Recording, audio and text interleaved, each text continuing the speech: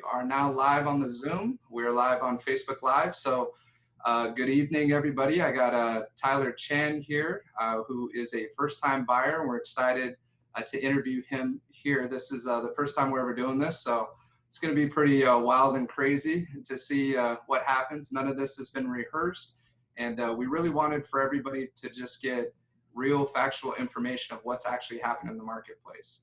There's a lot of stuff that's been put out in the media. It's not always necessarily very accurate. So we want to get to the facts and get the real information. So thank you, Tyler, for being on here today. And I also want to introduce Jason Haroldson. He's a loan officer who's been in the business for quite some time. We've worked together for at least 6 years now. We've helped many first-time buyers as well as other buyers who have successfully purchased the homes that they were looking for, negotiating the best terms. So excited to have Jason on here as well to answer some questions. And then my father, Jim Ramey, the broker of Veteran Home Services, is also joining us here also to field questions as they come in. So feel free to ask questions live. I have my Facebook up as well, so I'll look at questions as they come up on here.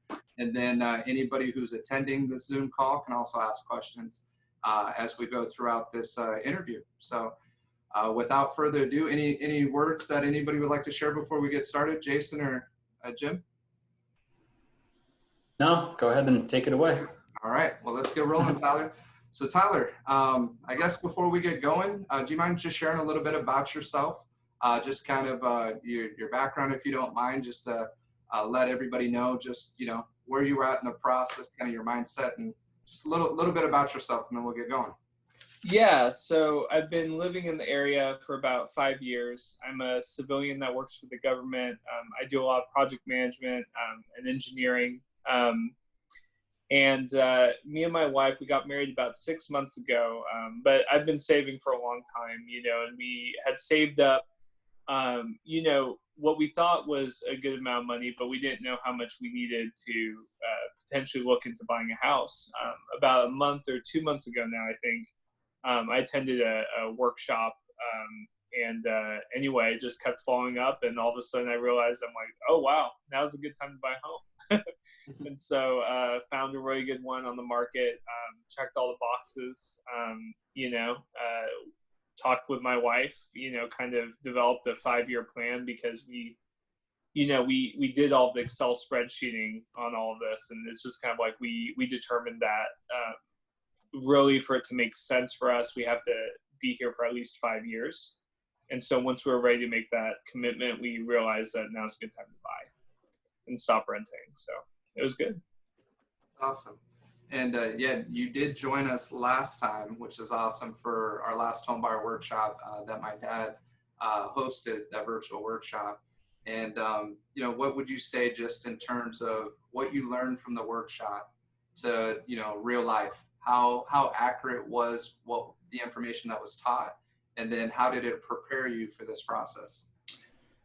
Yeah, so I had gone to, I won't say from where, but I went to a major bank's home buying workshop a couple months prior to that, actually prior to COVID.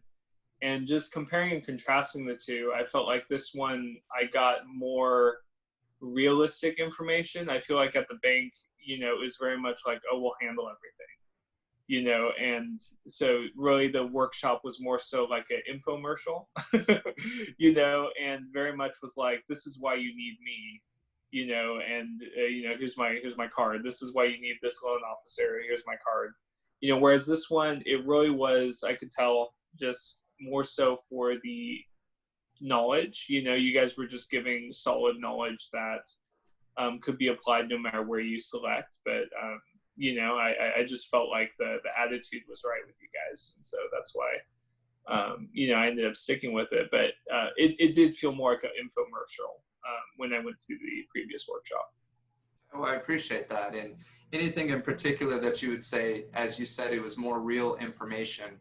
What, just share just maybe one thing that you picked up that stands out that, when you really went through the process, you already kind of had a better feeling and a heads up about what to expect before it happened.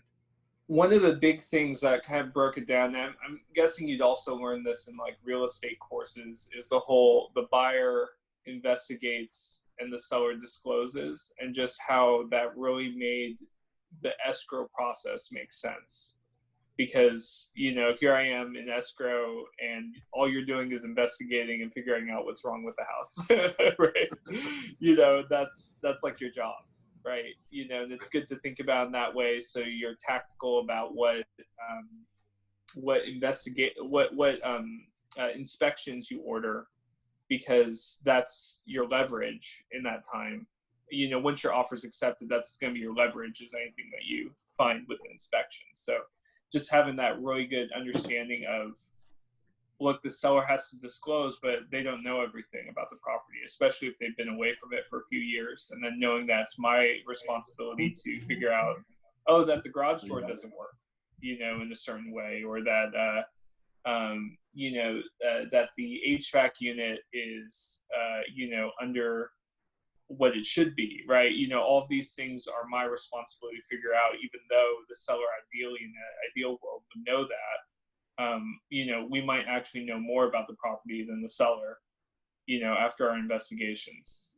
So anyway, that was a big concept that I took away from the workshop, and, helped me kind of just frame it in my head. That's awesome. No, it makes a lot of sense. And I think, that's kind of a big thing that a lot of people, to keep it simple, as you stated, the seller has a duty to disclose, right? They have certain state requirements by law that they have a duty to disclose anything that has a material fact or anything that could affect the price of the home that a buyer should want to know, that they know about. They have a duty to disclose that, correct? And then with a buyer, we have the duty to investigate during our due diligence period. So I think it's really important for people to understand that are out there that are new to the process, that a lot of the pressure to write an offer on a property up front, is concerning, or people are afraid to pull the trigger or to write the offer because of all the unknown. And I think once you realized and knew, you and your wife knew that after negotiating to get the offer accepted, you had still an additional 3 weeks afterwards to do your full due diligence, and we could still protect your earnest money deposit, takes a lot of pressure off, and it kind of gives you a strategy, a two-part approach. One, to secure the property, which is very important. We're going to talk more about that towards the end of this interview, of why you need to have a strategy to secure the property, because there's a lot of competition. And number two, to then be able to do your due diligence and find out, to know exactly what it is you're purchasing. Not to just take the seller's word for it, but we need to investigate, and we have a time period to do that. And you've done an excellent job, you and your wife have, in terms of not just doing the home inspection, but do you mind sharing some of the other inspections that we've also done as well? Yeah, so, in our particular case, we knew kind of going in that there might be some issues with the HVAC unit. So we had the normal home inspection. We had the HVAC unit specific inspection. We also knew that there might be something with the roof, so we had a roof specific inspection. Termite, I think we did just because that's one that you do, but we did the termite. And then more recently, based upon kind of the outputs that we got from those inspections, we then also did a garage door inspection, and a more general, like, what does it cost to fix these, more minor things, like there was a kick mark in one of the doors, and a condensation in one of the windows. So really the last two were very tactical, I feel, and like we got the most out of those because from all of our other investigations, we realized that those are the main things that are probably needing to be fixed before we're fully happy with what we're getting. And so those got, I think, the best results out of all the inspections were the inspections that occurred after the initial inspections. Right. So, and obviously it can start adding up in terms of the inspection fees, cost, and so forth. What would you say ballpark in total everything came out to? Just if you had to sum it up, and and that's doing, I mean, you've gone above and beyond on it. Yeah. So I would say, not counting the appraisal, we're talking 750 to 800 probably in additional inspections. And yeah, and I mean, that's a good thing to point out, because yes, you can get the earnest money deposit back, but you do have to be careful with inspections, because it's like, they're non-reimbursable costs, at least in my understanding, which I think is right. But so the more you do, the more you want to make sure that, like, yes, this is the home that you're going for, but you're already close to that by the time you're putting down earnest money deposit. So it's like it's saving me money, hopefully in the long run, to do this. And I guess we'll find out if it did when we do the request to repair. But I think it will just give us better peace of mind as well, knowing that what we're getting is in good condition, and we're not overlooking anything that, I was talking to my siblings, they had issues with their homes that popped up just months after they purchased it, that weren't covered by the, what's the insurance that you get on the first year? The home warranty. The home warranty, that weren't covered on the home warranty. And so, they had me look at very particular things, but, this gives me peace of mind. I'm very confident that, we're not going to run into anything in the first year, or the probability is low. Yeah. Right.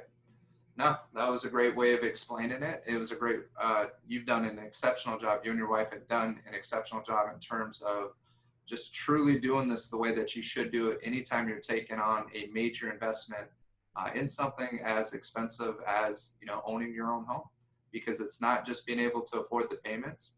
Now you are the one responsible to fix these things as they break in the future. Yes, you have an HOA that can help you with the roof. You have an HOA that can help you with some exterior issues and problems that come up. But anything wall to wall, for the most part, it's going to be your responsibility. So it can be pretty overwhelming. It can be concerning. So I know these inspections can seem like they're adding up, but at the same time, the peace of mind that you get, as well as having a date and a timestamp by a professional. So, and that's, I think, important for a lot of people to understand.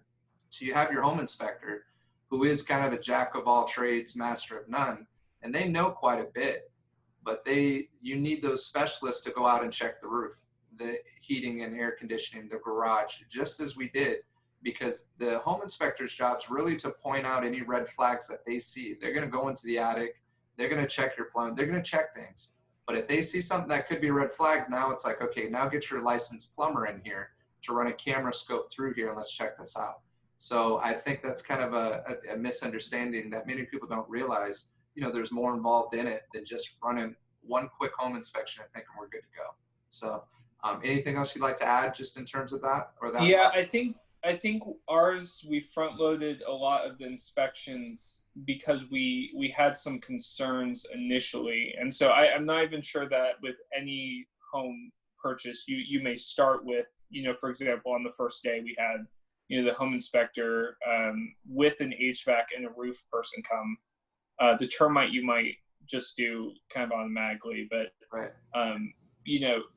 We had very specific reasons to think that those might be necessary. So, like, in other words, the mileage may vary on which ones you would order initially.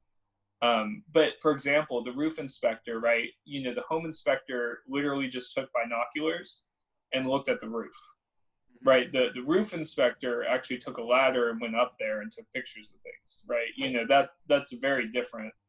And the quality of data you get is just, you can't compare the two, Absolutely. A great point. And thank you for filling that in. Do you mind taking this back now just to, because I remember in our very first initial conversation that we had, there was just, you basically were wondering, is it better to save money and wait? Which a lot of people have that question right now. Should I just wait and see what happens? Should I wait and see if the market comes down? Should I wait and see how my job's going to pan out? Should I wait and see, because I've heard unemployment's up, people are doing forbearance, all these different various factors that are going to happen, and it's going to have an impact on the real estate market. And I don't want to pay too much for a home, so let's just wait. Why did you choose? What was it that we discussed or that you spoke with Jason? Because Jason, I know, was a lot of help, especially up front, and really doing a full picture of analysis of, without getting into your specific details, but what was it that you knew, because I know you do spreadsheets. I know you do the full Yeah. analysis, right? Comparing the two situations, stay in our current situation, or do we take the plunge? What can you share with people that are thinking of that, and what happened with you that, that you're comfortable sharing with the group here? Yeah. So for me, I'm an engineer. So, cold hard math kind of guides most of my decisions. So really what it was is that Jason helped me estimate, full up what's the monthly payment going to look like. We're talking principal and interest, HOA fees. If you don't put 20% down, is it mortgage PMI? Yep. Mortgage insurance, Mortgage insurance. essentially, which initially scares you off because you're like, oh, I may have to pay this extra fee. But depending on all of the variables, if you look at what you would be doing if you don't own a home, and that's obviously rent, at least in my case it was, and you do the calculations over 5 years, I did the calculations, and it literally, in my particular situation, me renting for the next 5 years and what we expect, my wife and I expect happens in those next 5 years versus owning a home, it was a $40,000 difference in terms of what we're saving in rental fees, versus building up value in the home. And that's assuming that the home stays its current value. So in other words, doesn't gain any value, literally just stays its current value, doesn't go down in value, which is, theoretically possible, right? But, we looked at what the difference is in cold hard numbers in 5 years, and it was about $40,000, right? Difference, right? And so when we started looking at that, the cost just became us deciding that we're going to live here for 5 years, because obviously the number of years that you own the home drastically affects the calculations, right? But yeah, if you own it, in our case, for 5 years, the math pointed us very clearly to staying.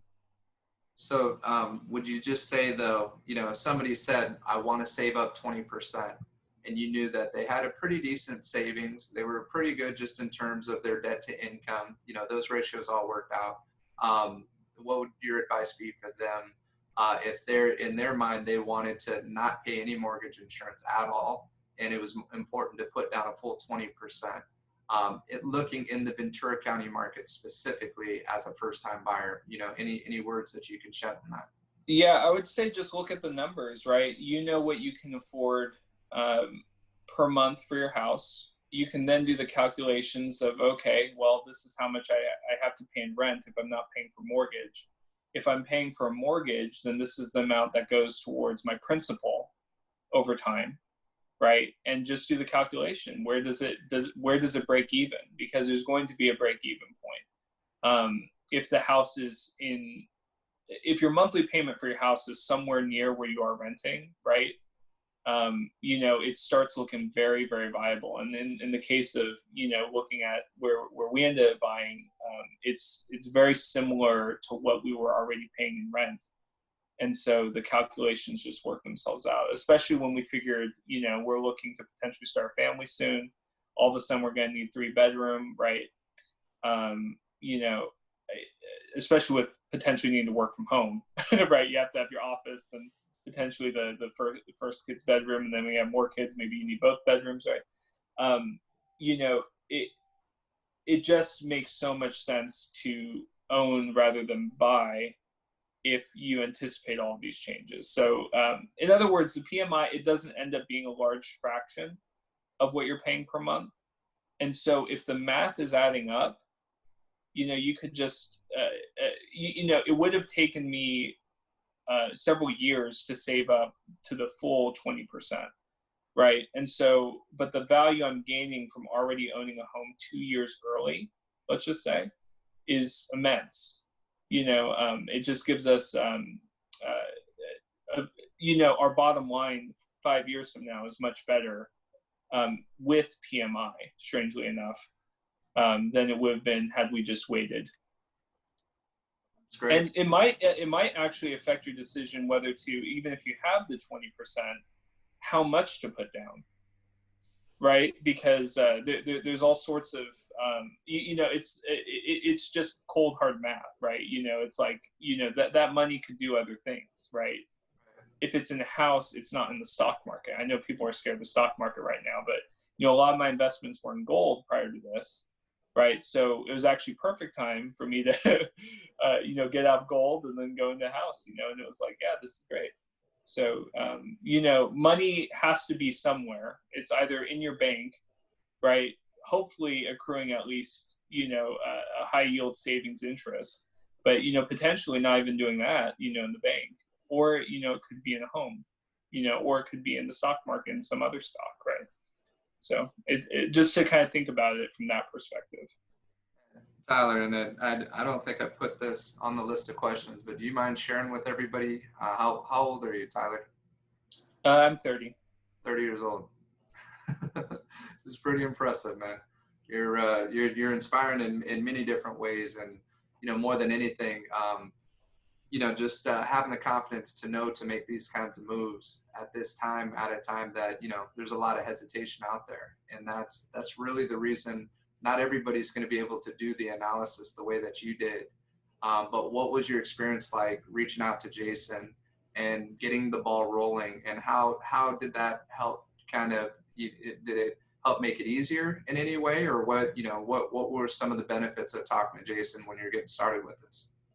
Honestly, compared to what the first estimate I think I got from Jason to the final estimate that I actually ended up doing, it's crazy how similar those are. So really right from the beginning, I had a good sense of what owning a home was from a numbers perspective versus renting, right? So I had something immediately to plug into all my spreadsheets and do all my math and just figure out do that bottom line. If I'm there for 5 years, what do I look like if I'm renting during that time versus buying? So it was great. In other words, it was great having the cold hard numbers in front of me, and that I knew, or at least just based on his reputation, I guess, I started to believe that they'd be pretty accurate numbers, going forward. And I knew, I can verify that, weeks later when we had the actual numbers, they were very, very, very, very similar. So I knew what I was getting into. Well, thank you for sharing that. And do you have any other friends or family that have purchased just recently in the last, few weeks to months? Anybody that you know that close? No. Yeah. I have some friends that sought pre-approval, for loans and things like that, but no one that's purchased. Okay. I'm just curious what their experience has been, because I know for us, there was a handful of properties, but you knew exactly the area you wanted to be in. You knew roughly where your payment, where you wanted to keep it at. And that may be why I came into it, and the numbers didn't change that much. I've lived here for 5 years. Right. I knew basically the area that I wanted and the type of house that I wanted, kind of coming in. So I guess your mileage may vary if you're really like unsure even on your price range and, on how much you want to put down. Those are all big variables, but in my case, I knew what I wanted to put down. I knew what area, I knew what approximate cost would make sense. And so as soon as I found a property that fit the parameters, I was ready to go. Obviously, my wife took a little more convincing, right? She had to actually like the place. But for me, the numbers just had to make sense, right? So numbers spoke to. That's great. Yeah. So getting the wife on board was a whole different thing, but Yeah, no, that's awesome, man. Well, trying to think. I think we've covered most of the questions that I had in mind.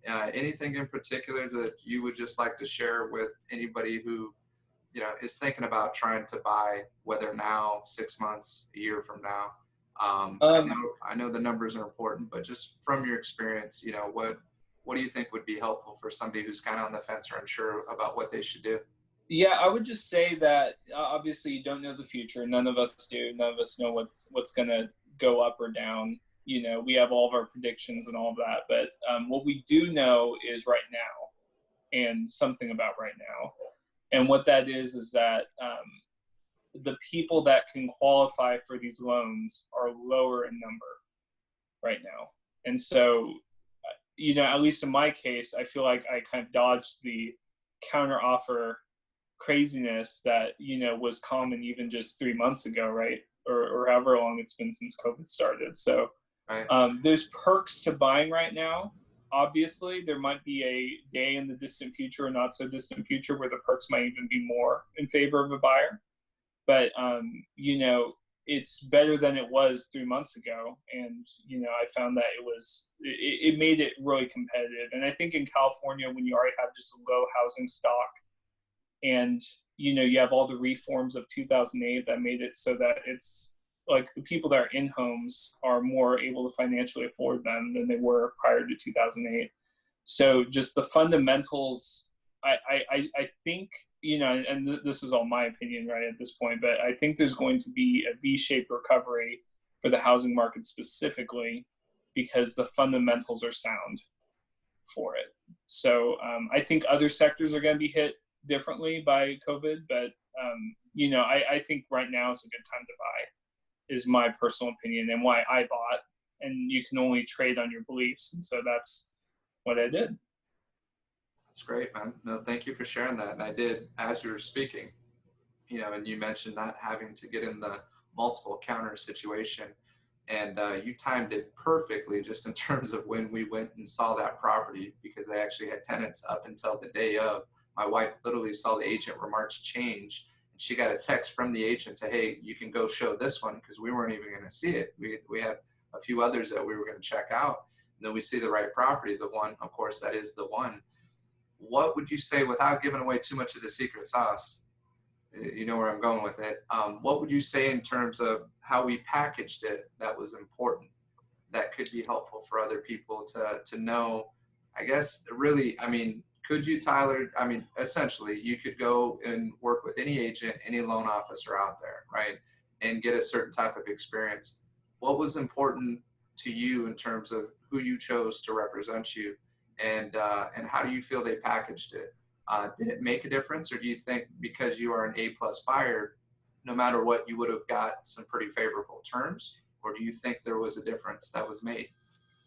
Yeah, I think there's always going to be difference. So I think it was pretty funny. I was talking with a friend actually just yesterday, about, he was considering becoming a real estate agent himself to just kind of represent himself on buying a single home. And at least in engineering circles where we're used to getting certifications for things or studying for tests and crunch time and everything like that, that's a somewhat common view. Is it's just like, oh, I could do this and save whatever X amount of dollars or just whatever, right? And going through the actual process and having a real estate agent and a loan officer, you realize how much stuff you don't want to do. That is kind of done for you. And additionally, I think the biggest thing that I learned from this whole experience is how much real estate is a relationship game. And it's just who knows who and who knows how to get what information. And so I felt like when we made the bid on our particular property, there was knowledge that we had access to that made us very compelling. That I don't believe a lot of the other interested parties had access to, and that was all due to relationships. Figuring out stuff on the through various back channels, and so that's something I would not have been able to do necessarily with any other arbitrary agent. I do think we would have arrived at the same house, but probably at a higher price, and mathematically, it still would have made sense because there was a bandwidth of prices that made sense in the math. But as far as getting a better deal on the same house, I feel like we got a better deal on the same house. So No, I appreciate that. That was basically you are validating that. Many people do think that it's just, real estate agents just open the door for you, right? They got a super key, they get access, they can hold the door open for you, you check it out, the house sells itself. They're just kind of there in the process. And unfortunately, I do hear that feedback from certain buyers or sellers having that type of sentiment or feeling. Maybe it just happened too easily through the process. I feel that yours is one of the more positive stories. And I mean, you still see the amount of work that's involved on things working out pretty quickly. First day that you go show property, you see something, you knew what you wanted, you write the offer, you don't even get a counter back, they accept it straight up, you know, and then we go through the process and we're just hitting every inspection. Now we're packaging our negotiation, appraisal comes through, the loan's just clicking on all cylinders. You know, maybe somebody can off the streets be able to pick it up and put all that together. You know, maybe it is possible. You know, I've found it's taken a lot of other experiences to be able to get to that point. But I appreciate you sharing that, because that's I think it's real important for people to see that it can give you an edge, you know, and it is relationships and knowledge. And even with the things like inspections and repair people and just, you know, I don't know inspectors about, you know, people that inspect garages. I have zero contacts that do that, right? But, you know, I was able to leverage your contacts, for example, right? And I feel like that's the value, right? Is that it's a relational game, and I don't have a lot of relations in the real estate arena because I don't work in that arena, right? You know, so I'm able to tap into someone that literally you live and breathe that, right? So obviously your network there is going to be bigger than someone that doesn't live and breathe that. So I think it's just a, you know, a simple calculation there, right? Well, congrats, man, on getting, you know, into your first escrow for your first purchase. I know it's nerve-wracking and exciting at the same time, and I know this is the start of you creating your wealth for your family, to have a roof over, I mean, most importantly, a roof over your family's head, that you have 100% control in terms of the outcome of your housing situation moving forward because of this. You know, so it's pretty awesome. It takes a lot of guts. It takes a lot of just trusting. I feel you have to try to find the right people that you can trust, that you do feel are looking out for your best interest. But I got a feeling that you're going to be building your empire here, starting out at 30 years old, with your young family, and not just, you know, putting the roof over your family's head, but I know you've talked about Airbnb and some other things out there.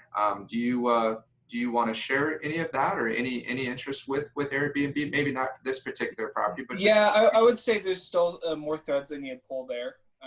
But yeah, I mean, we have a very particular situation that, you know, we're potentially looking into. We don't need to, is the nice part about this, is that, you know, whether we rent or whether we Airbnb or whether we do none of it, you know, we're in a position that because of the financials of the house, we don't even need to worry about that, right? So that's a good place to be in. It gives us the flexibility, and, you know, we're investigating some of the laws when it comes to specifically Oxnard Airbnb, Right. you know, and so we're pulling the thread a little bit on that, but first wrapping up the home itself first. So I don't want to go too far ahead of myself. No, not at all. I like, because I know some of the people you're connected with that have also shared some great ideas with me that have gotten me excited about looking at these other types of properties. And it's some of the things we're going to talk about in terms of trends of what we're seeing happening right now, especially after the COVID-19 stay-at-home order, where, you know, you're basically being told, hey, you got to stay at home.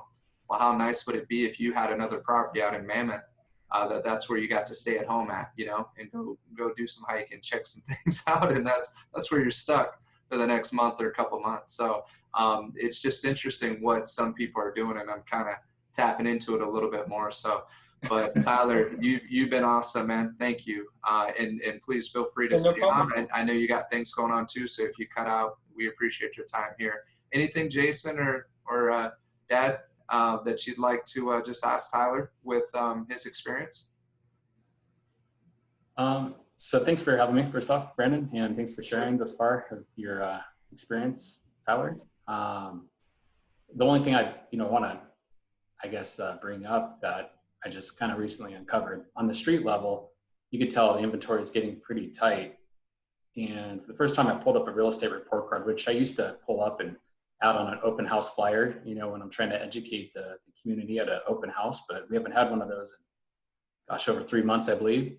So I just pulled up the real estate report card, and what's rather interesting is I knew on this real estate report card, it gives you kind of like a temperature of medium house price, as well as the inventory, population, the affordability index, unemployment, a lot of good data.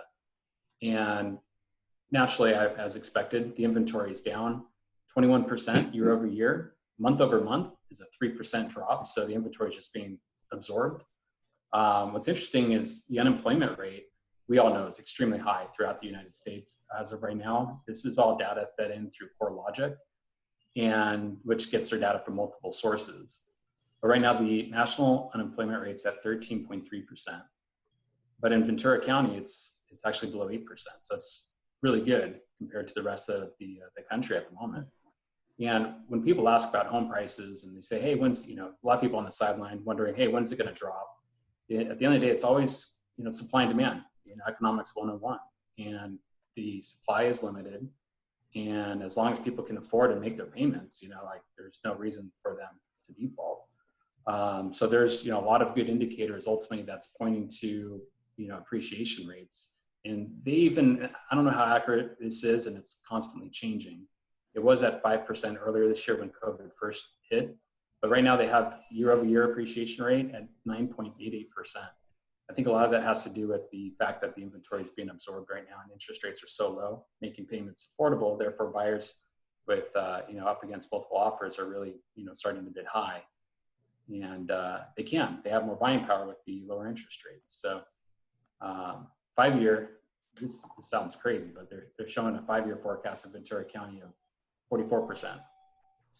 I mean, I don't know if that's going to happen or not, but you plug that into your Excel spreadsheet, Tyler, and that's going to look pretty good. The other thing that, I was watching a lot of videos about just kind of how to calculate what it means to have debt and all these different things, because obviously it's input in your spreadsheet. And the other thing to think about is inflation, right? Because as inflation occurs, actually the debt that you owe is less, right? And we're talking about a lot of very expensive things to get us out of this COVID-19 thing right. From a national level. I would not be surprised if we start inflating away our currency's value for several reasons. Obviously, the national debt can't be paid unless we inflate it away. That's one, but also we're going to spend a lot of things on very, I just see some of the proposals sometimes, and we're talking trillions, we're talking 15 trillion, what the proposal I heard. At the national level, and it's just kind of like, where's this money coming from? And it's going to inflate the currency. So I think now, from a rate perspective and from what our money is currently worth versus what it's going to be in 30 years, I think that there's a lot of factors that make right now a really good time to buy. But anyway, just a few more cents there. Yep. Great points. That anything you'd like to ask Tyler, or just in terms of his more of an observation? I think he did a very pragmatic approach to it, and it makes sense during some of these times when things not only seem irrational but unbelievable. So we get into a mindset very easily to where it's not only overwhelming, it can be daunting to the point it paralyzes us. Right? And we shouldn't be subjected to biases on either side of the aisle that's going to cripple us. And what we want to do is be able to provide the information and process that information in a manner that makes sense for our situation, whatever that may be. And I think if you can do that, keep the emotions on an even keel, so to speak, you greatly enhance your chance of making the right decision, whatever it's going to be. And obviously, especially coming from engineers, I always love working with engineers because their brain just goes in a different gear, literally, no pun intended, or lots of pun intended. I don't know how that even take that statement. But they're amazing minds that will intimidate me, but I like to challenge it, trying to figure out how they think. Because they always think a little bit different, which is awesome, because most of them are a whole lot smarter than I am. And I don't want to be the smartest guy in the room. I want to be able to take the smartest guy in the room and pick his brain and see how I can benefit myself and my clients with it. Because through the process of getting old and experience, what I've come to realize is how much I don't know. And that's a whole lot, right?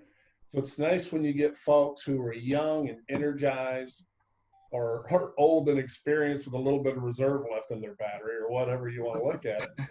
But they got the capacity and the momentum to go out there and show you things you didn't even know that you didn't know. And that's one of the beauties of working in this industry, and the clients we come in contact with is, not only do we get a lot of self-satisfaction out of the end product, that's always kind of our little carrot at the end of this thing, but knowing that hopefully I got a little bit wiser in the process. Hopefully I didn't damage my clients too much by making some kind of a bonehead move. More times not, knock on wood, I don't damage our clients too much, but it's nice when the clients actually not only bring in energy to the process, they actually have done the research on a level that ensures in their own mind that they've made the right decision, that I didn't lead them down certain paths. They kind of come to that formulation on their own accord. And that's what's just sitting and listening to you go through this, that you made the right decisions based on the right information that you processed and what was provided to you. It's always nice to have some of it, given in that form. It's a very emotional process. To even consider buying a home, and then to take that giant leap forward of commitment and faith. And it's like, okay, I'm going to make this happen, and doing it, because it's it should be innate. This kind of goes back to, we talked a little bit about this in the past, kind of our caveman days of wanting to have that dwelling for our family. It's just something that's there, and we want to provide it. At the same time, we don't want to hurt ourselves because we may have overstepped a boundary based on some information that may or may not have been correct. Because we can always see this. I don't care what we come across, what issue, what topic, whatever. There's always opposing views. It's up to us to figure out, okay, where's the reality in that, right? Where's the true factor? Because whoever sometimes screams the loudest with the most support kind of gets the edge in their direction. And the perfect thing for this subject matter is, should I buy a house? Oh, the market's going to crash. Oh, forget that then. I don't want to buy a house because it's going to crash. Oh, the market's going to go through the roof. Okay, I need to jump high, So I can pull up respectable sources that will argue both points vehemently and with a lot of passion. And then, so what do we do? How do we do the best for our family? And these kind of formats, I think, are essential in building our toolbox. We've talked in the past about, putting some tools together. And it's just something, it's nice to see when hard work is rewarded with the fruits of your labor that really result in you kind of checking off one of those big bucket list items, like putting a home, for your family, putting it in a manner that's not only comfortable, it's lucrative. Right? It's actually going to benefit you in more ways than just, putting your feet up on the coffee table. So I love this format. Tyler, great job on it. It's something that we all, at the end of the day, hopefully aspire to do. And if we can do it in the right frame of mind at the right time with the right resources around us, the more times than not, we're going to be okay. Right?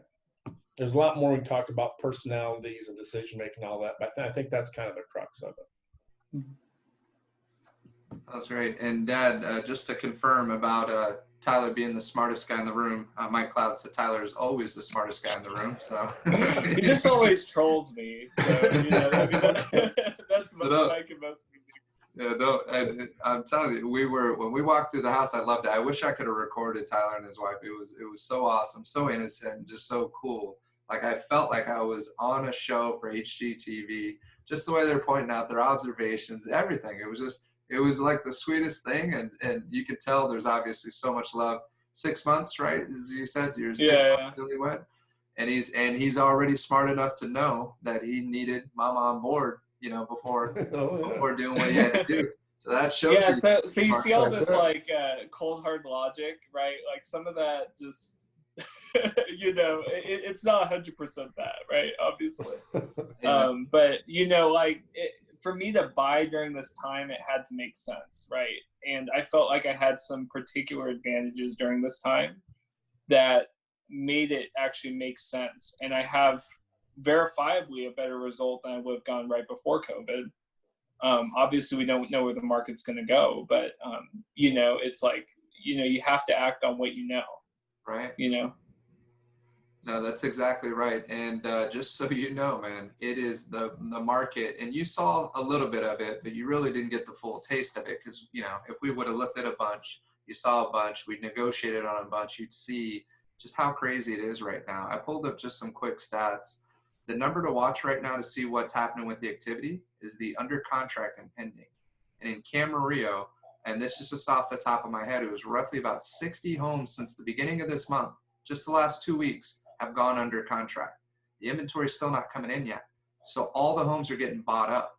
And there was a decrease in terms of the amount of sales that were taking place during the whole stay-at-home order and COVID. But the big number is the number of loan applications are up 14% since last year. So people are trying to see if they can qualify for a home. And then more than anything, at this time, at the same time, pending sales has increased 67.2% from April. It's gone up 67.2% in terms of pending transactions that are going into escrow. So everything's getting swallowed up. So as much as we didn't, like, I don't know anybody else who has not been in a multiple offer. You are the only person I know. And we're in escrow right now, I think, with five different situations, right? One on a listing, 4 buyers, and it's hot. I mean, it's literally, the activity is happening. You are the only one that I know that didn't get a multiple offer. And on top of that, you bargained ahead of time and got it, you know, and just moved into it. And even with, you know, their appraisal information, again, not getting into specifics, you know, Jason was just basically telling me, he's like, that was the lowest he could put the appraisal. He was like, he did really good. He did very well on what he negotiated. And you got to give props. And we got to say, you know, I mean, it was that the better half who, you know, the two of you. That's funny.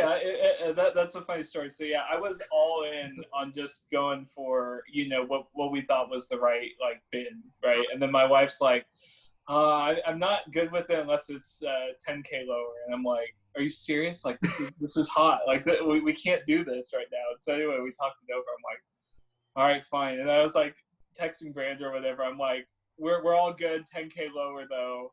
So he had to redraft the letter, and you know, it ended up being the right move. But you know, because we were scared of the multiple offer, right? You know, we heard some rumblings about you know, other buyers being really interested. But I think in that case, we had a little bit of that secret sauce from some of the information we were able to figure out beforehand.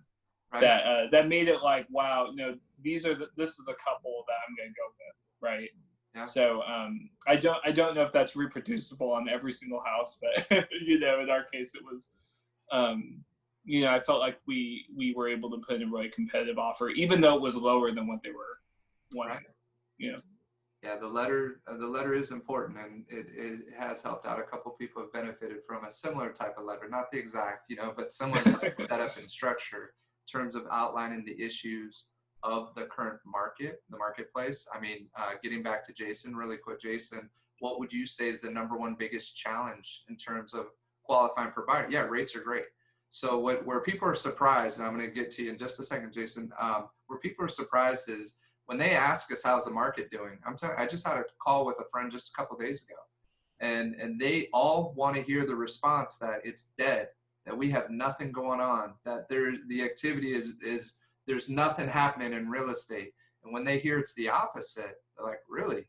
Okay. And you can just hear them process and kind of take a breath, because media is pushing forbearances that are all-time line, unemployment's this, the whole economy is getting trashed. COVID-19 is freaking every, you know, it's spreading. We got, you know, riots. Everything's negative of what's happening out there. This is not the time that you want to think about purchasing a home, when in reality, it's the complete opposite, the absolute opposite. So, Jason, what would you share, just to kind of, because I know we talked about that a little bit, you know, what would you say is, you know, as we say, outline the challenges and why Tyler was the perfect buyer for this particular house?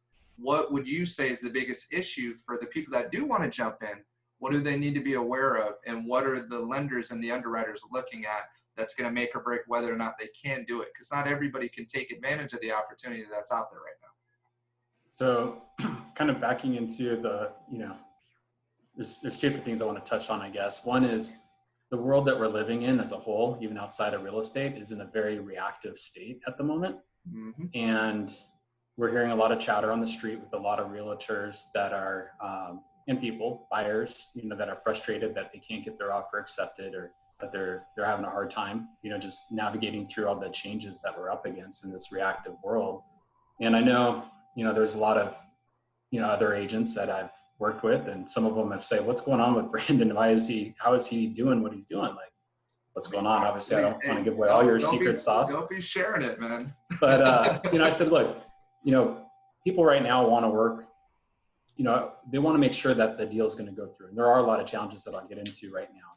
But it all boils down to a key ingredient, which is being proactive in a reactive world that we live in. And I believe when you present an offer with confidence, and you're working with, a buyer that's been fully vetted out, and you're, presenting things in a way and taking a proactive approach, that once an offer is submitted, you're making an introduction, for both the buyer as well as with the lender. And I follow up with the agent and say, yes, Tyler's fully vetted out. We've done the verification. We've looked at the property. We've, done this and that.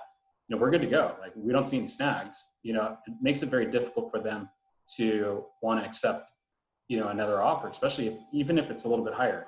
Always, not always, but a lot of times sellers want to get the most, for the sale of their home. Who wouldn't want to walk away with the most amount of money? But a seller that's educated by the current environment and the challenges that buyers are running up against to get a loan need to understand that more now than ever, we need to make sure that lenders are being proactive with their buyers. Because, going into the specific question that you're asking is the challenges, and there are a lot of it having to do with verification of employment, making sure that income has not been impacted through COVID-19. A lot of people have had an impact. Not everyone's necessarily lost their job. Some of them have been furloughed or hours reduced. Variable income such as bonuses and commission have been reduced or non-existent. Overtime, has been taken away for a lot of people. And that makes a challenge, to be able to use that portion of the income to qualify. And sometimes a loan officer might just take a look at, income from maybe last year, and maybe they didn't read the memo that there's been a recent change to, for instance, self-employment income. Self-employment income, it's a little tricky because we always use the tax returns when we're dealing with the full doc, transaction. We're using tax returns from 2019 in a world that COVID-19 did not exist. And so lenders, we have to, they have to, we have guidelines to follow. And ultimately, there's been some recent guidelines that have been presented with self-employment borrowers specifically, that they want an audited P&L from a CPA. If I can add something to that. Jason, we lost so I'm you. listening, and am I unmuted, or can you hear me? No, you're good, Dad. Jason just froze, but okay. It's a good time for you to. A couple things came up, and you guys touched on some very, very relative points, especially in this current situation we're dealing with.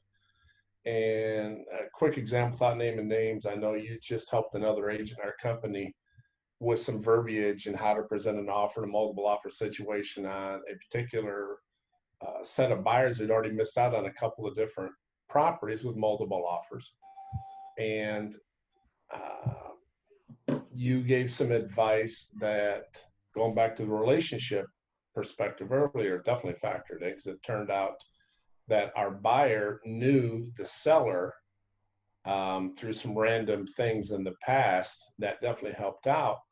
But still, even with that being a serious, significant variable involved in this, it's still, bottom line, the highest net, strongest buyer, all these different factors have to be considered, right? No matter how much you like and know the person.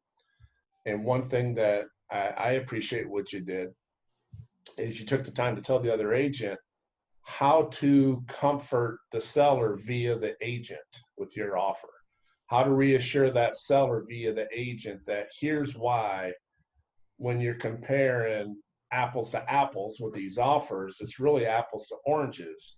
And here's why ours is sweeter because of this.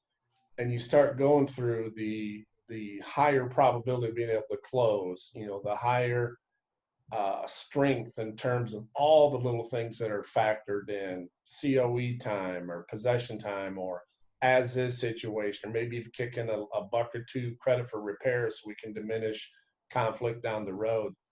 But all these other things that are factored in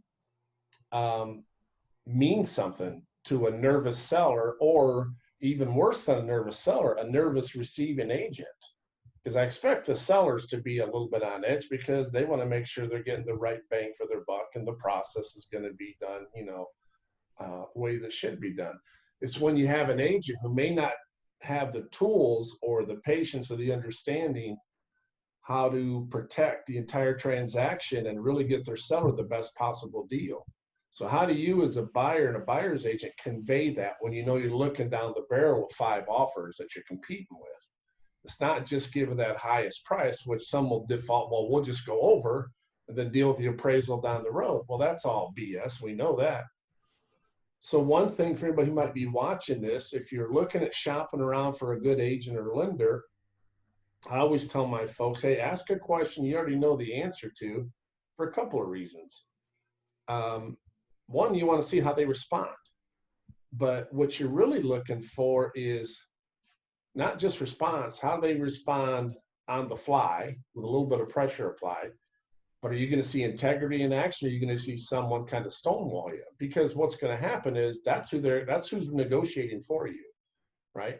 If they can't deal, if I'm a buyer and I go up to Mr. Ramey and ask him a question and I'm not 100% convinced of his sincerity or, the validity of what he's telling me, how do I expect him to go forward and put my best foot forward on the other side of the table? So if I'm interviewing agents, I might want to ask him a hypothetical like, more than likely we're going to get into a multiple counteroffer situation. How are you going to represent me in my best interest compared to Joe Smith, top agent in the county? If he's representing me, what can you do over and above what Joe Smith is going to do, right?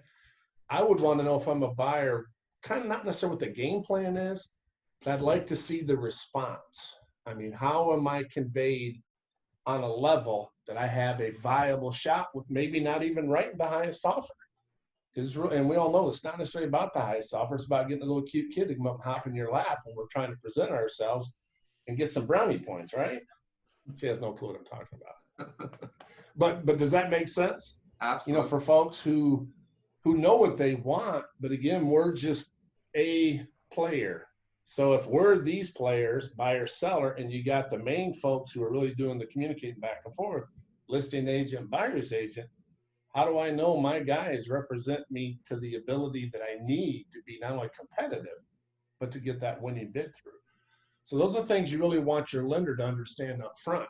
Is my lender willing to call, not be overly assertive, but to be reassuring that, hey, I've done this thing. We've been through DU underwriting. His FICO score is here. His debt ratio is here. This guy is solid.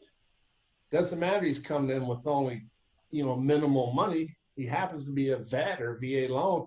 Did you know that right now that's the kind of loan you want to look at? Right? They have the more stable employment. They're less likely to have verification of employment issue halfway through the transaction. Little things like that, some agents may not grasp that yet because they've never been forced to adapt to a competitive situation where they've got to convey strength versus just perceived value. And that's where I see issues with certain folks, that they don't know how to interpret it or how to deliver that, if it is, on the other end. So just a thought for out there, anybody who might be watching this, to think about interviewing agents, because it really does make a difference, because you're more than likely getting a multiple situation. That's just the way it is. As you can see, I got to learn from the best in terms of laying the right foundation of knowing what issues come up, knowing how to foresee those ahead of time, and how do you sell it? Because what we do sell, as people like to, we are salespeople, right? We work in the business of working with people. Whether we like it or not, we have to be able to sell our services, that people put the confidence and the faith that we're going to look out for the best interests, negotiate on their behalf. We also have to not only sell our clients' strengths, we have to sell ourselves in terms of we are the right agents that agent wants to work with. And in a market like this, where everybody thinks they got the upper hand, sellers think they got it because of the low inventory. Buyers think they got it because they got X amount of money down, they got excellent credit, they're A-plus buyers. Any seller would be lucky to have them, especially if they're all cash, right? So everybody thinks they got the upper hand. How do you come to an agreement? How do you foresee and overcome these challenges as issues come up? Because when you're purchasing homes, issues are going to come up. Now you get curveballs on the lending side. So how do you ensure and protect that? How can I speak with the confidence and convey that we're going to get the job done right? So what are some of the key factors? And I guess, Tyler, you know, I know we've talked about it and we've touched on it, but what did you see as really being kind of the glue at the beginning to connect this and solidify it? Because really that's what it came down to. And if you didn't time it just right, if you didn't check the property out on that particular day, I guarantee by that weekend, it was a multiple offer situation. And there's no way that you would have got in 10 under asking. I just know from experience with the low inventory, it's just not happening. Actually, while we were out there, I don't know if you saw, I think you had already left when we were checking out with the garage. There was an agent that was walking, doing the exact same trip that we did when we showed those properties. She's walking with her mask and, you know, walking down with her couple, and they're looking over and they're trying to peek in because they know the best one just got purchased by, you know, some lucky buyer. And you know, so you may get some neighbors that aren't too happy, not the immediate neighbors, the ones who bought the other properties that are like, the good one went before we can get it. We had a couple of those, you know, hey neighbors, when we moved into our neighborhood, and we didn't realize we were one of 6 offers. And the one that didn't get it lived down the street, like 2-3 streets down. And we're like, oh, we live over there. Like, oh, you're the ones that got that house. It's like, yeah, nice to meet you too. You know, welcome to the neighborhood. You may get some of that. So just give me a heads up, Tyler. But, you know, I guess just from what you're hearing, talk about relationships, getting information is key. But what do you see, you know, just because I'm going to recruit you to be an agent, just because you don't got enough things going on right now. You're going to be our top guy, our top engineer, our real estate agent. What would you say if I hired you on the job today or tomorrow and said, all right, what did you learn from this experience that you know you would need to capitalize on? So I hate to burst your bubble, but I'm already busy enough. I know that. but that being said, back to I think your original question of just kind of what actually, can you rephrase it just very quick back to the original question about I think it was what made it a not multiple offer situation, or not necessarily that was your timing, that was your quickness, and that was also your trust in your agent and your loan officer in terms that you felt comfortable and ready to pull the, you know, to basically make the offer when you did, right? You were being advised and said, hey, if you're going to do this, now's the time to do it. If we wait any longer, the more time passes, now something from left field comes in and it changes the whole playing field. The second you get that multiple counter offer, changes everything. And if they had another offer, believe me, you would have saw a multiple counter. You didn't. You didn't see it based on the timing, but it was also written to close as an argument, right? These are the issues. This is what we're dealing with in this climate. This is your guy, and he is the best buyer out right now, period. If you don't get him, then I guarantee he's going to find another property. They felt that kind of pressure to the point of accepting the offer. So the key is just from your observation. If you're to share something with somebody, because it's critical, they have to know. They have to know what questions to ask their agent, right? Because, you know, there's many people that are watching this are working with other agents, and there's some exceptional agents out there. But as Jason just said, there's some exceptional agents that he works with that are asking, okay, what's going on over here? There's something in the Kool-Aid, obviously, that's working. So what would you say if I hired you tomorrow that you learned from this experience in this particular market, right? We're in a hypothetical world that you don't have your other obligations and your other job. But for you to win at being able to represent your clients, what would that be? So the key thing I'd bring up is, you know, first of all, with engineering, right? What kind of changes the conversation? It's disruptive technology, right? As examples of that, 3D printing was a disruptive technology. Smartphones were a disruptive technology, right? A lot of us can't imagine what it was like before that. You know what I mean? Like in terms of now that we have these things, right, you know, especially if you use them a lot, you know, it's like I can't even imagine not having a smartphone, right? Mm-hmm. You know, we're in the post-COVID era, right? So what I would say is that's been a disruptive factor, and I would want an agent that has bona fides post-COVID, right? So I'd go, how have you handled, you know, the COVID-19? What have you done to make your buyer or seller's package look better or accommodate for COVID? Are you used to showing houses with masks on? You know, are you used to finding contractors that are good about, you know, that as well? You know, just how have you adapted to the new world we live in, right? And I felt very, the other key thing I felt just more so the longer that I've worked with you guys is just the integrity piece, right? In real estate, it seems like there's a lot of places where it's very easy for people to just pretend like they know something that they don't, or you know, push people into a situation that's advantageous for them but not advantageous for the buyer, right? And at each one of those you know, locations, I felt like I was being told the truth, which was good. You know, there were a few moments where I was like, you know, that wasn't advantageous to Brandon to tell me that, you know, but I felt at the end of the day that bolstered my, you know, trust in your judgment, that when you were telling me something that it was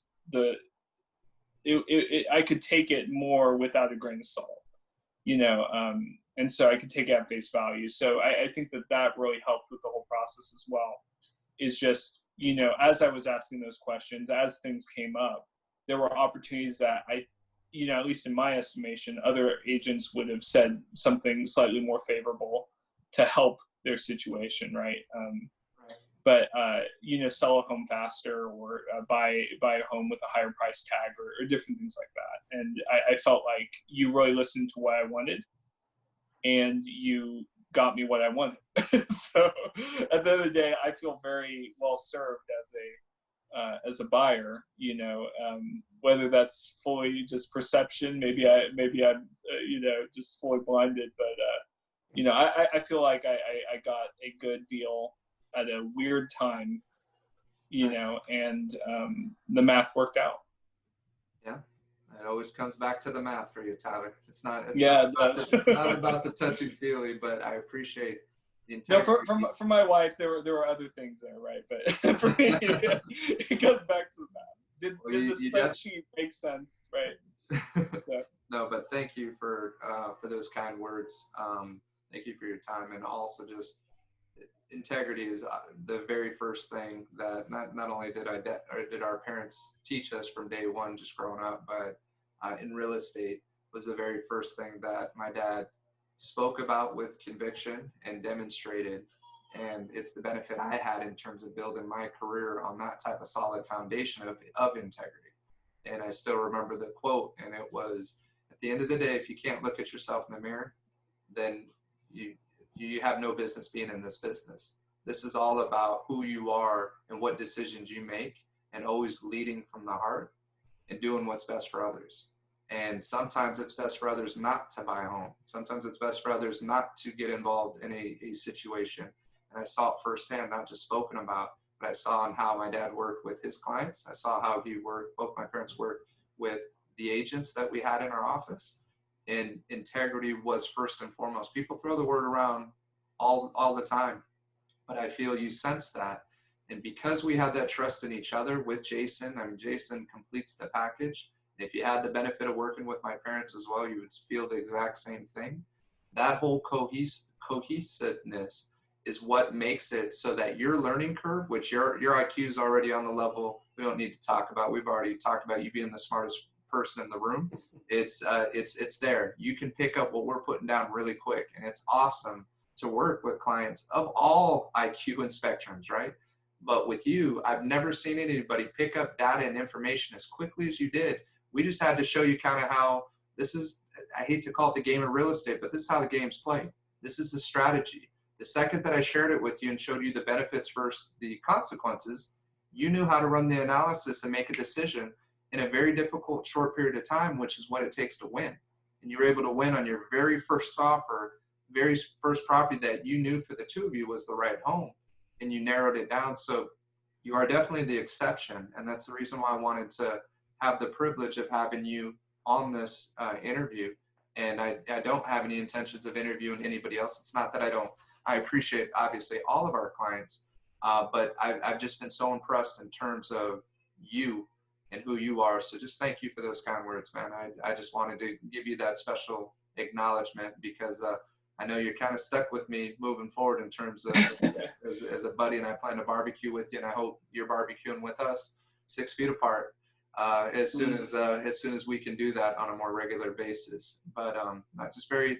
No, just genuinely, just genuinely, this was a great process. I think I was in a position that, prior to talking with you guys, prior to going to the workshop, I didn't know I was going to be in a position in 2 months to buy a house. Right. But I got the data I needed, from the workshop and then follow-up conversation. And then, that enabled me to do all the research I needed to do on my own time, do all the calculations, fill out all the spreadsheets. I think I have 4 or 5 spreadsheets on my computer right now, just like all these different scenarios, because I talked with my brother, who's also an engineer. He's like, oh, did you go like if you rent, but then you buy in 2 years? I'm like, oh, no, I didn't do that. So let me run the numbers, right? So, I mean, there's just way too much you can do, right? Obviously, right. But,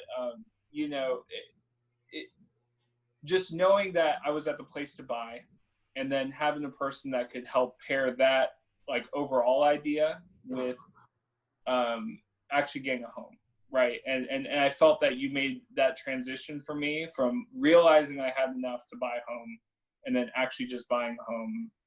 That's what you did. So just thanks again for that. And I felt like it was a really good just opportunity for both of us. So absolutely. Well, thank you, Tyler.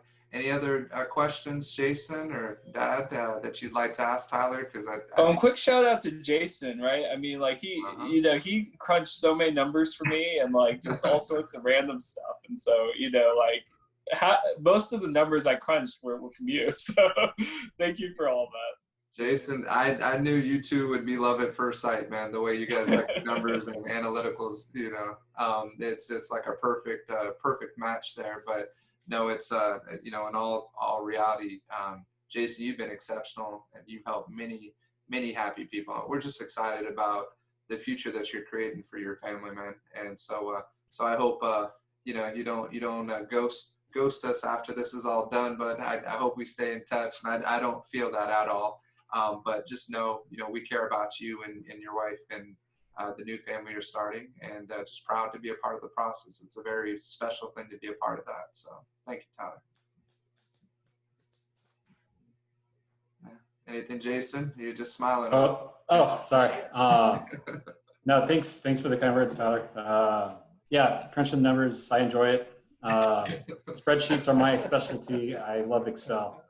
I have some crazy Excel spreadsheets going on. I make spreadsheets to go to the grocery store, especially nowadays.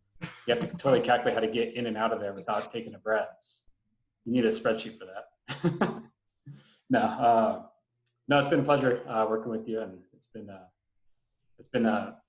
very this transactions. It's cool. I mean, the deal that you're not to go into the granular details, but it's awesome what we're able to do in a time like this on this transaction.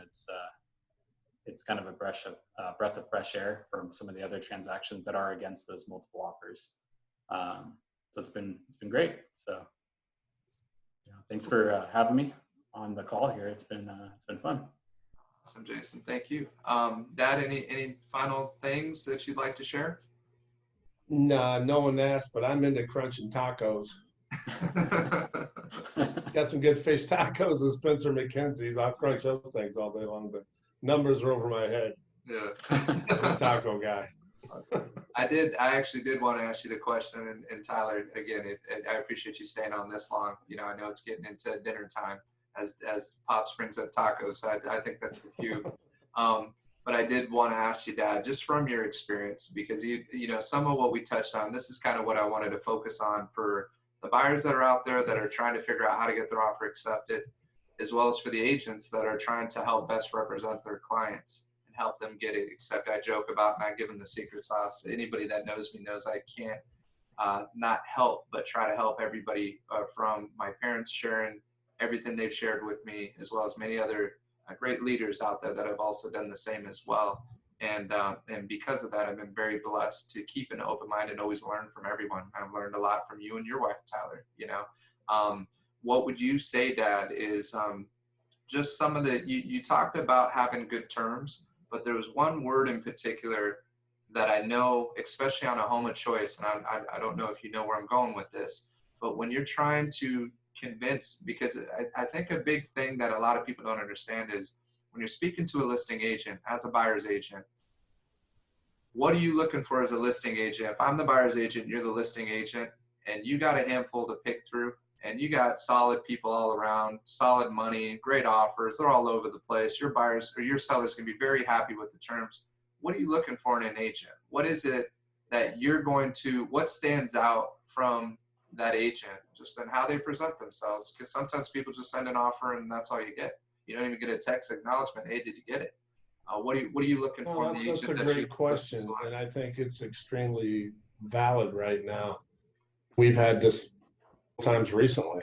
I would be a little bit leery of an agent who tries to oversell the client, because I fully get the emotional roller coaster that buyers go through. I get all the resources they have. You know, everybody and brother's an expert. You got shows all over HGTV, you got Zillow factors, you got all this stuff. So they're inundated in their mind with perceived information that they think makes them smarter than us, right? And I'm okay with that. I'm not going to get into almost flipped an old Navy term out at you, and I'll keep it clean. Something where you measure things, right? I won't go there. But I don't need an agent to oversell me. I need an agent to be honest and tell me exactly, you know, how long they've been working and how many offers they've written, what's their gut feeling for the buyer that they're presenting. And the reason being is, one, it's a small community. We're going to have another go around with this agent some form or fashion down the road. So they can really do themselves a lot of damage by overhyping. You know, we don't need hyperbole when it comes to trying to overly sell your buyer. Just give me the straight skinny, and also let me know if the buyer's coming in, is this not necessarily the best price? I'm okay with them trying to negotiate a little bit, because that's a risk factor they're willing to assume. They want to come in a little bit lower. I'm looking for commitment. You know, have they done the research? Do they really truly want and need this particular property? Because, you know, it's easy to walk into a home and just be socks blown off because it's got everything that you think you want. And then the second you write your offer and you go home, you start talking to family members and colleagues and coworkers and everything else, and they start pointing out what you woulda, shoulda, coulda done, and then you start second guessing yourself. That's cost more transactions than probably any other thing I can think of, or see lawyers. You know, they mean well, but good intentions sometimes can hurt somebody when the person just doesn't really get the situation that this buyer is in. So I'm okay with somebody giving them some advice. I'm okay with that. But when the agent gives me an offer and I've got 5 of them I'm looking at, you know, the integrity has to be there, obviously. But what I'm really looking for is someone to tell me what the reality of that particular buyer's strength and mindset is for that property. Is this their gotta have house? Is this truly the best that they can put forward? Don't give me this, you know, hey, we're going to go higher and we'll work with it later, and then come back and ask for a ridiculous credit. And that's one of the ploys right now a lot of agents are trying to pull off, because they know the appraisal factor in at some point, and they know they have a request for repairs, even if the appraisal comes in. We had one that came in over here on Dwight recently. They tried to get us to go over asking price. Now I got to convince my seller we don't need to go over asking. This other one's a solid buyer, but of course sellers think they know more than you, so they take the over asking against our judgment. Didn't take the offer that we recommended that they probably take. So the agent went over asking. We go into escrow, and it wasn't our first choice. And then sure enough, we had a house at 653. We had a 649 listed. And then they come in, they want to reduce for things that weren't broken. It's going to need a roof down the road. It's going to need a furnace down the road. There were no leaks, and the furnace was operable. Nothing wrong. They wanted a $27,000 reduction for a credit. It's like, get the hell out of here, right? Now that agent, now, pardon my French, I remember her name, and the next time I have a listing and she writes an offer, guess who ain't getting that house? So the one that we should have taken, and then unfortunately by another home, and I called her and I talked to her, I said, you know, things work out for a reason. I apologize. I couldn't get my clients to quite see the strength in what you had. So a lot of that's back on me. That's kind of my bust for not being able to get my sellers to fully understand what I was trying to convey to them afterwards. And the seller was in the business, won't name a name, but she was in the business for 18 years. So again, somebody who thought they knew more than what they actually knew overplayed their hand. And we still ended up getting a full price offer, but this took like 3 months extra. And they almost lost the home they were purchasing up in Oregon because of that. So it almost bid them on another level. But getting back to your original question, I just need the sellers to be honest sellers. I need the agents to be honest when they put these offers out there. And I got to feel comfortable when I have requests to them about information. I'm not trying to get personal. I'm trying to get to the meat of why do they want that house and why does it fit for them. And usually if you get to that, you're going to be okay. That was, you actually hit on a different word that I do try to make sure that we communicate it, but I think in communication, I think is key.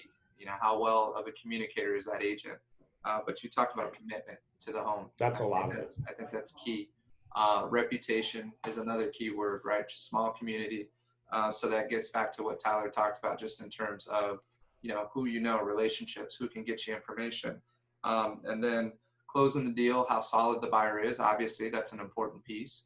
The way I kind of share it with agents as I'm speaking to them and trying to check with them, I'm making sure, hey, you know, we're talking shop a little bit, and I'll share with them, you know, I feel 50% of it is the strength of the buyer, 50% of it is the agent that you're working with. And I truly feel it's going to be a team effort here if we're going to overcome the issues and the challenges that come up.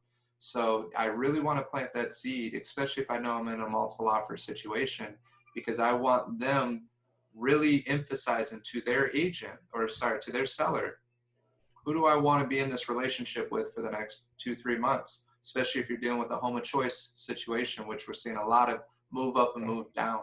That's key. And if you're going to take your house off the market, because as a seller, and Tyler knows this, as a seller, if you accept Tyler's offer, and you don't have a multiple offer, you don't have a backup, then that's who you're in contract with, right? Now you're taking your house off the market for everybody else. The best they can do is take a backup offer. So that's a pretty big commitment to take your offer and say, yes, we're going forward with this, and not going with anything else. So I think the last one, as Jason had talked about, what's the secret, right? You know, the secret sauce to the other agents, flexibility. That's a big selling point. How flexible are you going to be as a buyer and a buyer's agent? Are you going to be pestering me every step of the way, or are you going to allow us what we promised up front to our clients, that they're going to have the time and the ability to find their home of choice and make this all work? And we're not going to put too much pressure on everybody, but we all have the urgency to get this done. We're all committed to getting this done. So if I don't like how somebody's asking questions, or I don't like how they're pushing me and calling me on certain things during the multiple offer process, it's not giving you points when I'm the listing agent, right? So we have to think like that as buyer's agents to truly give our clients an edge. And I just wanted to share that because it is something that I've been able to learn and learn from, you know, my parents and other great professionals in this business through the process. It's about communication. It all comes down to that. So any other final thoughts, Tyler, that you'd like to share? You know, just I know it's been a lot, but you've also heard a lot kind of towards the end there. Anything that you would like to add in just for your final words for this? I'm just glad I stayed for the whole thing, because I think that whole idea of the request to repair and the assessment, and what I thought going in was those are really good times to barter or, you know, negotiate the value, right, from. Uh-huh. And, you know, I'm really glad that I didn't wait for that Right. to negotiate the value of the home, right? Because essentially you know, especially with the request to repair, you know, it's like if you're trying to get, you know, 10K lower on the home from the request to repair, you know, it just sounds like that's a whole different ball game, right? It's kind of like, you know, you really should have done that negotiation earlier and kind of gone that as soon as possible, because you just have more risk trying to barter it late in the game, Right. you know, and you potentially anger everyone involved. all case by case, right? And in your Yeah. situation, you guys negotiated at the right time up front because you had the full package, because you brought your A game, because of the hard work of what you and your wife have done to put yourself in the position to be as qualified, but also working with Jason and being able to have that full package. That's why you got what you got. You know, that's why there was no counter back. That's why you have to package it in a way that it's an offer that they cannot refuse. And when you give somebody an offer that they cannot refuse, and they refuse it, or they're buying time, or they're doing things, right? So there's other little things we do with shortening expirations and things like that, right? But when you give somebody that and they don't take it, there's something else, there's a bigger issue that's going on. And we don't typically want to work with those types of agents, not to pick on anybody. And they will say, oh, we're doing our job for our sellers, and we're creating the highest offer and netting them the most possible. Well, I don't care what price you accept. If it doesn't close, how are you helping your clients? How are you helping your clients by getting them to think and mislead them into thinking that they're truly going to walk away with all this money when we all know it's not going to appraise at that dollar amount, right? You know, and unfortunately, not unfortunately, at the end of the day, this is up to the seller and the buyers to make their own final decisions. We're here to help assist and share from our experience to help create educated strategies and decisions in terms of how we're going to approach this. But you did pick up on it for this particular situation. You did the exact right thing at the right time. And again, you do it a day later, it's not going to be the same results. But because you didn't hesitate that night, we sent it pretty late at night, if you recall. It was, hey, give me a little bit more time, give me a little bit. Jason, I'm hitting him up. I said, I'm sorry. I was on board, and then getting my wife on board was that second piece. But she had a lot of value, right? So absolutely. Well, it was huge. Completely changed the offer. You know? It changed everything, and now it took all the pressure off. And really, after doing our due diligence, you're set, man. That's why I'm not celebrating too early, but you're in great shape, and you know we're going to take care of you. And again, those are the things that I'm just grateful that, you know, my parents brought us into the business that way. So, you know, many happy homeowners have benefited from that. So, yeah, not to get the last words in, Tyler. I wanted you to have the last words, but I had to specify because I don't want people to think, okay, yeah, come in 10 under right now, because Jason knows firsthand. It's so, like it's tactical. In other words, it's tactical when you do. When you're doing it, I mean, maybe for some homes, and it's probably the case where actually you want to come in at asking, for example, but then the request for repairs is actually where, you know, that I mean, I could see that happening on some particular homes, but right. In our particular situation, I don't think the negotiation was going to happen that much with the appraisal or the request to repair. And so, in other words, had I not done anything at the beginning, right, I wouldn't have gotten anything more off. No, you know, not really. Not $10,000 by any means. There was nothing that equated to that has come up. So, you know, you guys made the right move at the right time, and that's what's exciting. You know, but just want to share because I know Jason and I have talked about some other strategies where people are coming in, and that's part of what we're trying to help clear up as well. Is because there's a misperception out there that, oh, I'm going to come in 10 or 20 under and get the house of my dreams that I've always wanted. Homes are selling at market value. Even at the worst part, when the stay-at-home order first hit, and we talked about this last time, the best anybody got was 10% under asking. 10%, that's pretty significant in our market, right? That was the best, but that's on a national average as well, and that was also the same numbers for LA County from the gal that I heard the interview from. But in reality, if you pull the market stats, homes are selling at 99 to 100% of what the list price is. With the inventory getting any as low as it is, you're going to start seeing for the next month's stats, they're going to start pushing over 100%.